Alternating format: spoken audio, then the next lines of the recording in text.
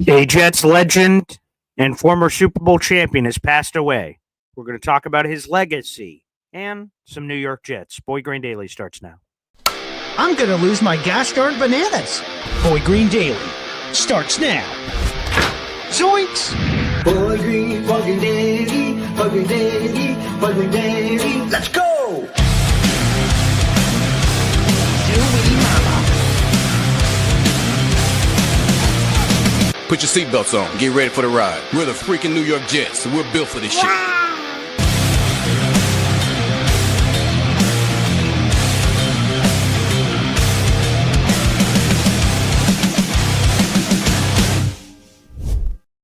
Good morning, everybody. I'm Paul Eston Jr., a.k.a. Boy Green. I'm the New York Jets digital reporter for Heavy.com. Welcome to Boy Green Daily, a daily New York Jets video show, also available wherever you get your podcasts. If you're watching on YouTube, make sure you guys like the video and hit subscribe. Sad news yesterday. Gerry Philbin passing away, a New York Jets legend, a Super Bowl champion, and he had a wonderful career. But if I'm being honest, I did not get to enjoy the Gerry Philbin experience outside of the New York Jets all-time history DVD over there on the shelf, which is quite nice, by the way. I highly recommend it. So I wanted to get somebody that could give us a better understanding of exactly who Gerry Philbin was, what he brought to the table, and so much more. So without further ado, let's bring on a wonderful author. And all I had to do was turn around and pull it off the shelf, baby, behind me. Beyond Broadway Joe, the Super Bowl team that changed football forever. And there he is right there, Bob Lederer. He'll be joining us right now here on the program, the author of that book. And, of course, just like us, a diehard New York Jets fan. Good morning, Bob. Hey, good morning, Paul. How are you? I'm okay. You know, I wish it was better circumstances, Bob, because I love chatting with you. It's been too long, quite frankly. But yeah, that's the news that came yesterday. The team, of course, confirmed it in an article that Gerry Philbin had passed away at the age of 83. And really, what I want to do today is, of course, honor the human being that Gerry Philbin is, and also talk about who he was as a player. And obviously, like I mentioned off the top, Bob, that you're not just a writer. Like, one Chris Farley would say in Saturday Night Live, but also you're a diehard Jets fan. So you've sort of seen this team from the very beginning. So what can you tell us about Gerry Philbin? First of all, the book that I wrote, Beyond Broadway Joe, the Super Bowl team that changed football, came out in 2018. Mm-hmm. And it was a glorious experience for me. In fact, my wife told me as I was talking to these guys that I was having way too much fun, and I can confirm that. Gerry was a complex guy, very conservative guy in his manner and in his beliefs and such. But he was the defensive leader of the Super Bowl Jets team, the way Namath was the offensive leader, But Gerry wasn't like Joe. He wasn't super talented. Gerry was the kind of guy that basically overachieved. He might have been the perfect example of a player who overachieves. He was about 6'2", and coming out of the University of Buffalo, of Buffalo, in 1963, he weighed about probably 218 or 220 pounds, a defensive lineman. Now, the Jets drafted him in the third round, and the Detroit Lions drafted him in the second round. And Detroit's general manager, after Gerry got his offer from Sonny Werblin, the Jets' principal owner, the Russ Thomas, the general manager of Detroit, said, we think you're a little small for the NFL, and we'll probably try to shift you to linebacker. And the money that Werblin offered Philbin was about all he needed as an incentive to join the Jets instead of going to the NFL. And by the way, like most people in the Northeast who really enjoyed pro football back then, sure, he was a New York Giant fan growing up. Boo. Boo. Which after Super Bowl III, he told me his business was not done, because he still had to beat the Giants to a pulp as badly as they could. And they did in the Yale Bowl. How many months was it? 6 months, 7 months later, August of 1969, the Jets just walloped the pitiful Giants, and that was the early years of Fran Tarkenton. Gerry Philbin went from 220 pounds as a rookie, built himself up. He actually worked out with professional wrestlers to strengthen himself. He did that beginning in college. And by the time he came to the Jets camp, he probably weighed 235, maybe 240. But Gerry was very quick. And his best move, and I have to apologize. Everybody can see the color of my hair, so I put on a few years. Yeah, sure. That's all right. I'm 73 years old, and someday, Boy Green, when you're my age, you'll have the same trouble I'm about to say to you. I have trouble remembering the names a lot of today's Jets, but I can tell you anything about the 1963 Jets. So who's the defensive lineman on the Jets that they drafted number 1, the defensive end, a couple of years ago, who's basically just a pass rusher? Oh, yes. You're talking about Will McDonald. Yeah. Well, Will's basic move, his only move coming out of college into the pros, was basically this little swim move where he turns himself around. Oh, yeah. And gets into the spin cycle. Oh, sure. Yeah, the spin move. And that was Gerry's move when he first started. And in fact, Gerry was very susceptible to running plays because he was really just trying to pass rush.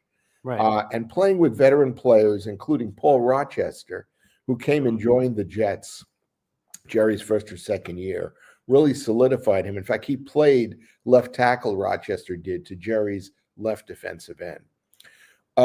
Gerry Philbin was a terrific leader on that team. He played with busted shoulders for the Jets, especially in the seasons after the Super Bowl. 1969, 60, 70 season, the Jets literally got beaten up, and they lost probably 6 or 7 key players that year who just couldn't play. Gerry Philbin got hurt and kept playing anyway, and they couldn't keep him off the field. And was he as good as he probably could have been? No, but he wasn't coming off the field. The other thing about Gerry Philbin is that because he wanted to be a complete football player and he wanted to contribute every down that he could, Gerry insisted on playing special teams. Unbelievable. Now, in those years, they only had 33-man rosters. Wow. So, and the rules about what you could do made you very susceptible to injury. And guys were getting carted off from special teams all the time and every week, and they weren't getting paid very much. So the teams didn't care very much, and they had other guys ready to come in and get beaten up, as well.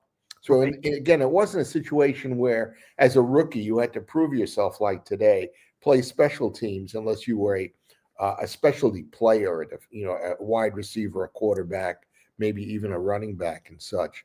But back then, they had like the backups all were the special teams. And they played both ends. They played on the kickoffs and on the punts and on the field goals. Gerry also played on the field goal team. He insisted he wanted to be on the line to protect the kicker in that situation. So you could see, just from the description I have, what an inspirational player Philbin was.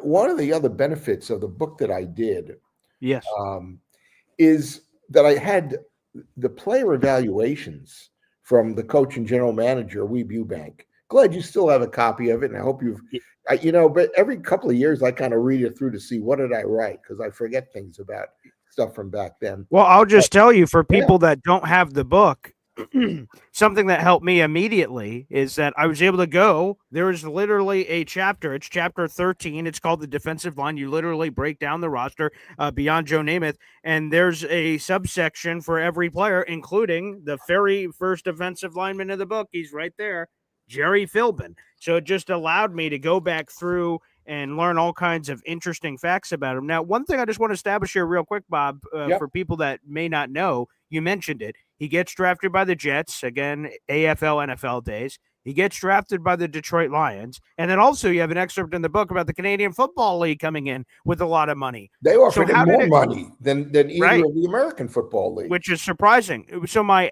quick question is that when you come out of college, is it you're a free agent in the sense that if you get drafted by, we'll use all the examples in the book. You get drafted by the Jets. You get drafted by the Lions. The Canadian Football League offers money.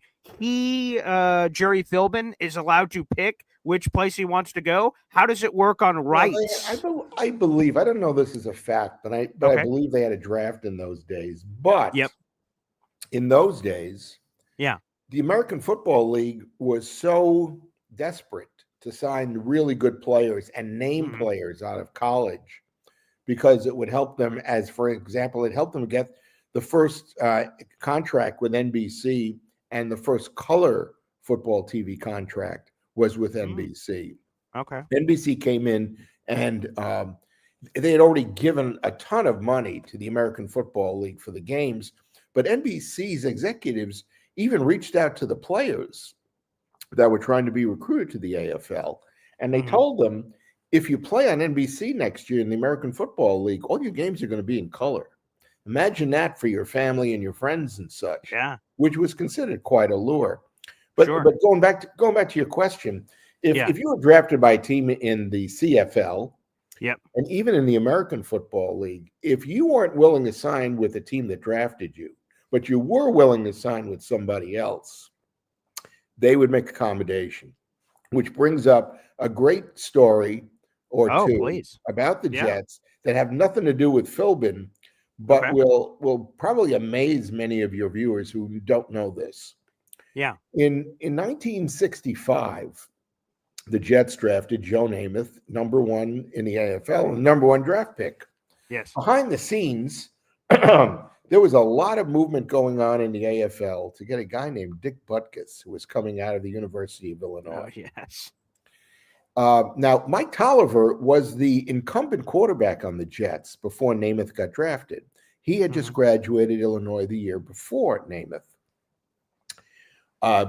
Werblin, and I hope everybody out there knows who Sonny Werblin was, because I hope so too. Yeah, he was. They called him basically Mr. Entertainer, Mr. TV. He was working for a company called MCA, Music Corporation of America, and he was both an agent to some of the biggest stars in Hollywood and on Broadway, and at the same time, he was creating and selling television programs to all of NBC and ABC and CBS. And in fact, it's really kind of hilarious. He would sell 3 Western shows simultaneously on the 9 o'clock hour to NBC, CBS, and ABC. And he would do it using his group of stars that he had under contract as an agent. Now, this was a guy, he represented Jackie Gleason. He represented Cary Grant. He represented Elizabeth Taylor. I mean, just the biggest names. And this is all detailed in the book as well. But anyway, Werblin asked Mike Tolliver, the Jets incumbent quarterback, who was friends with Butkus because they played together at Illinois for 3 years, can you get a meeting with Dick up at our offices? Butkus was coming in for the famous annual award show in which they would name all the All-Americans. Yes, of course. Starting All-Americans. And they moved the show around every year. Bob Hope had it one year, and Gleason had it one year, and whatever. Well, Butkus came to town, and Tolliver escorted him up to the Jets office. And they walked into a meeting room where Werblin was waiting, and he had a little table in front of him, and he had 4 chairs, 1 for him and 3 chairs around him. Butkus sat on the opposite side from Werblin, and Mike Tolliver was allowed and even invited into the meeting and sat on the side, right at the table. Werblin put a contract in front of Butkus with no number and said, fill it in. We'll pay you whatever you want to, get in order to sign with the Jets. Now, Butkus was blown away, and he told Werblin that on the spot and said, listen, I just made a verbal commitment to George Halas last week in Chicago, and I'm not the kind of guy that can, walk away from that. And so I've said to people over the years, can you imagine a rookie Jets team in 65 with Joe Namath at quarterback and Dick Butkus as the middle linebacker? How history would have changed for the whole American Football League, which was all offensive oriented. And can you imagine the publicity that Butkus would get in New York? And he got a lot of it from Chicago. But I remember growing up, I don't think I saw Dick Butkus play more than 1 or 2 games live on television because the Giants were on every week, whether they were home or away. And in those days, they didn't have doubleheader games. Right. So, Bob, are you saying that if Dick Butkus says, screw what I said last week, Jets, I'm in, we as Jet fans would have had Dick Butkus and Joe Namath? yes. Now, Al Atkinson heard that story, and Ralph Baker, who played on the left side of him, and Larry Grantham, who played on the right side of him, heard the story from me also. And they both said out loud, Al was as good as Dick Butkus. And I went, oh, okay. I'm not going to argue with you guys. Yeah, right. And Al Atkinson was a hell of a linebacker. And he's still a wonderful guy. And I'm glad that he's still with us.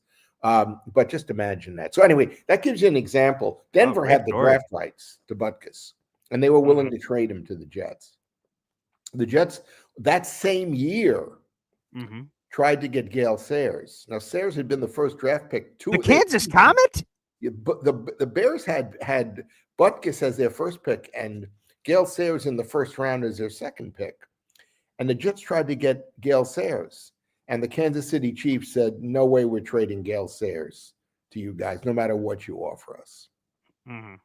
So imagine that as well. Namath with a halfback named Sayers and a middle linebacker named Butkus. So that shows you the machinations going on and how desperate teams were to sign the big name players on the AFL side. Now, ironically, the other interesting story in the same regard, and it's a little bit different, but when Namath was negotiating with the Jets, he found out that the St. Louis Cardinals that were representing the NFL who had drafted him were ready to trade his rights to the Giants.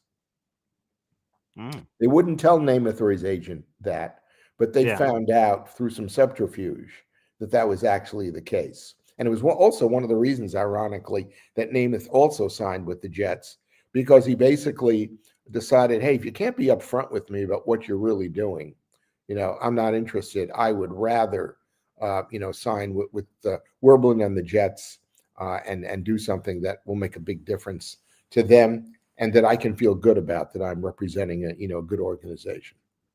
Now, to get a good sense of going back to Gerry here for a second, is that it says a lot throughout the book and in columns that are all over the place that Gerry was this undersized guy and that he was able to build up his weight. And there's some fun stories in the book we'll get into about that. But that you mentioned it, that he transformed from this 210-pounder into this more agile 240-pounder. And even at 240, he was considered undersized. What was the prototypical size for a defensive end at the time? Because it's not fair to compare to 2025 with all these. It was about 245, 250 pounds. Okay. And then you had the beasts come in, like Buck Buchanan came into much fanfare into the AFL, and he probably weighed, 275, 280. But Bubba Smith came in, and everybody went gaga for Bubba Smith, and this was like in 67, because he was not only heavy, he was like 280 pounds, but he was 6'8", 6'9", and he was considered a monster back then. You did not have 300. Oh, Ernie Ladd. Ernie Ladd played in the American Football League for several different teams. San Diego he started with, and he eventually was on Kansas City and on Houston. And he was a big guy.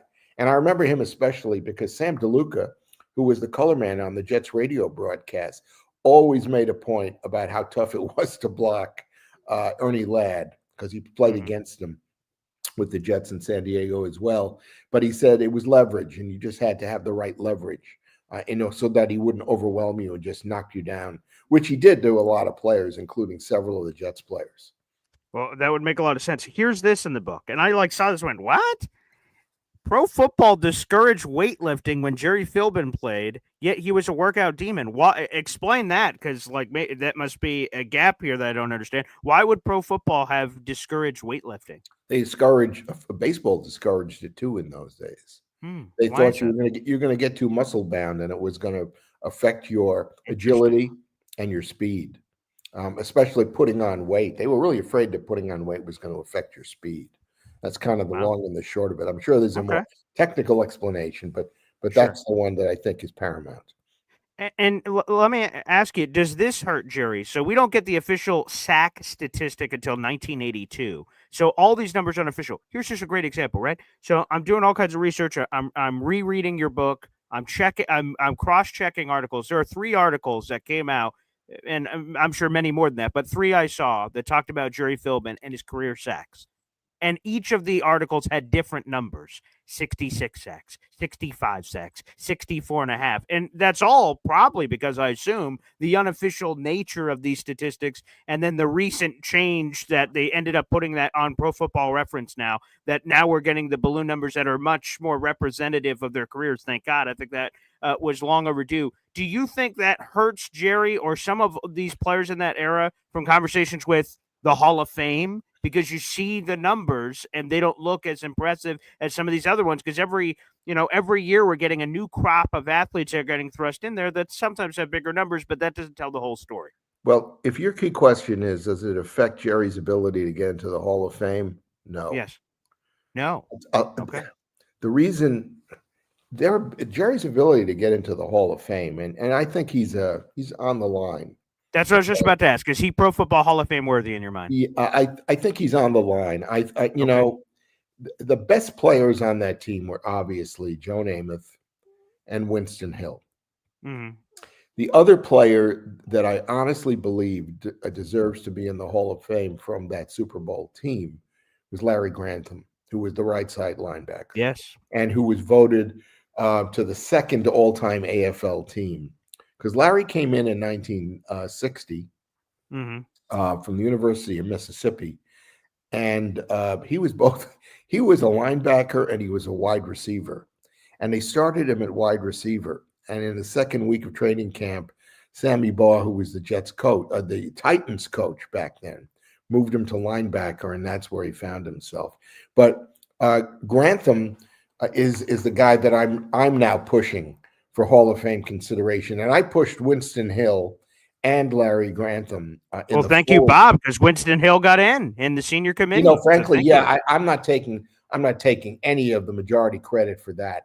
But one of his daughters wrote me a very kind email after he got voted in, and she said, "That's amazing. I think your book had an impact on some people, and I know that you've talked publicly in interviews and such about how Winston deserves to be there." And he did. Winston Hill was a 3-time All-Pro at left tackle. The Jets got a left tackle from Oakland, Bob Svias, in the early 70s, and they moved Winston Hill to right tackle. And unlike a certain Boston Red Sox player who just got traded, Winston Hill didn't say, "Oh, no, I'm not going to anywhere else." He went over to right tackle, and he was an All-Pro right tackle for 3 times. That's impressive. Yeah, it's pretty. That's pretty damn good. So one of the reasons I wrote the book, is because guys like Gerry Philbin, among others, have kind of gone into the dustbin of pro football history. Yes. Because as the headline of my book says, Beyond Broadway Joe. Yes. See this, okay? Yeah. Every time anybody in the media talks about the Super Bowl team, oh, let's go talk to Joe about it. Yeah, right. And it's gotten so bad. And we can talk about Joe. I've got an issue with Joe, but it's gotten so bad that when anybody wants to do a video, a documentary, there have been people who wanted to do movies about the Super Bowl team. The NFL goes to Joe first and asks his permission.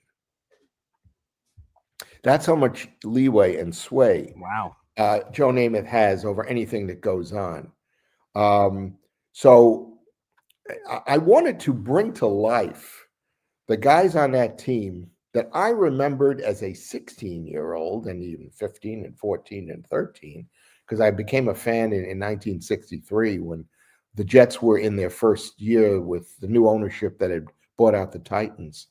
And I saw the Jets draft and sign and acquire players that eventually got them, into a Super Bowl position. But so many guys like John Schmidt, the center, who, when I first talked to him, my first comment to him for the book was, "Thank you for keeping Joe upright all those years." So thank you from all of us. Because Joe Namath, he might have gotten hit a few times. Joe Namath almost never got sacked. And Joe Namath was about as mobile as the straw man in The Wizard of Oz. He couldn't move. He had 2 bad knees. Not his fault. The but he couldn't braces and move. everything, yeah. So you have John Schmidt, both of Bob Talamini, who just died last year, who was a 7-time All-AFL guard, was the left guard on the Super Bowl team. Randy Rasmussen and Dave Herman rotated as the right guard. Yeah. Both of those guys deserve enormous credit, especially Herman, who went to right tackle at the end of the year and played right tackle in the championship game in the Super Bowl. So you have an offensive line there, and God knows I hope our offensive line is as good this year or anything close to it. Blessed be he.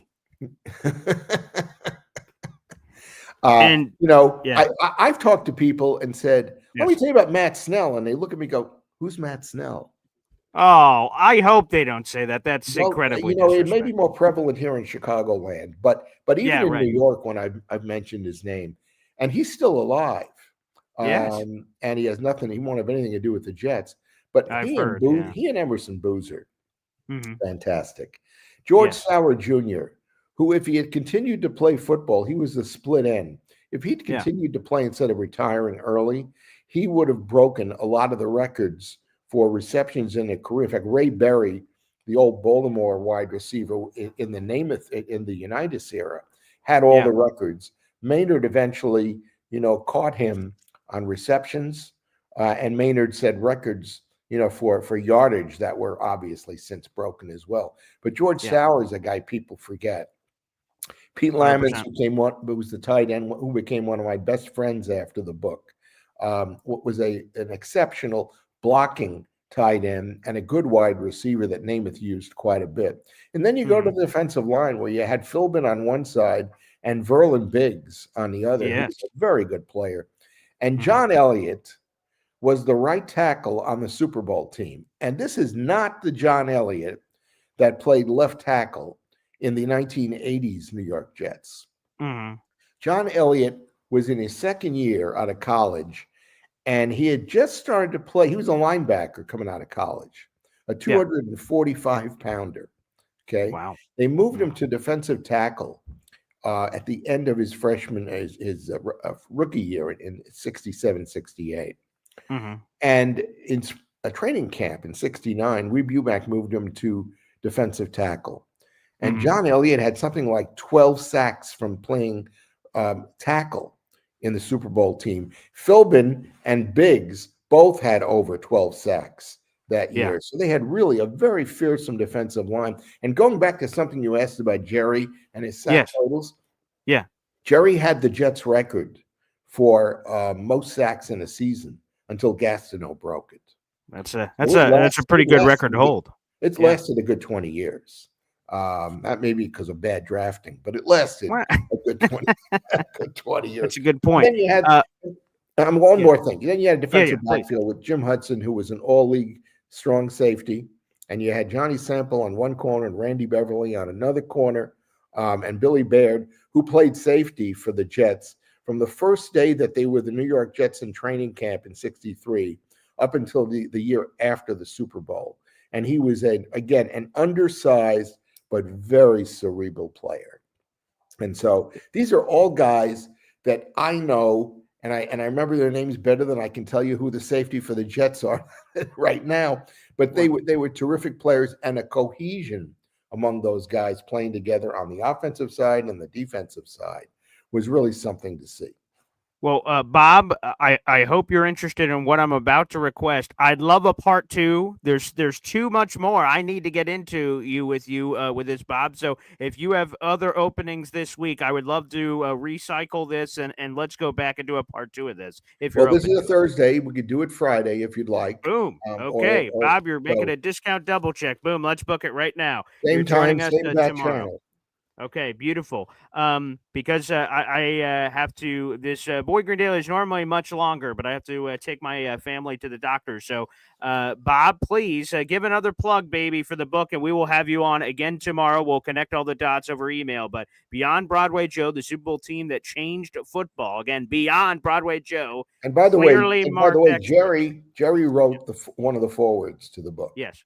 Yeah, which I could tell, and I want to ask you about that. And I saw Matt Snell made the list. Okay, at least someone's giving Matt Snell some love around here, for Pete's sake. So that's beautiful. So hey, good luck Bob, with the doctor, yeah, and thank you very much, you. and have yourself a great day.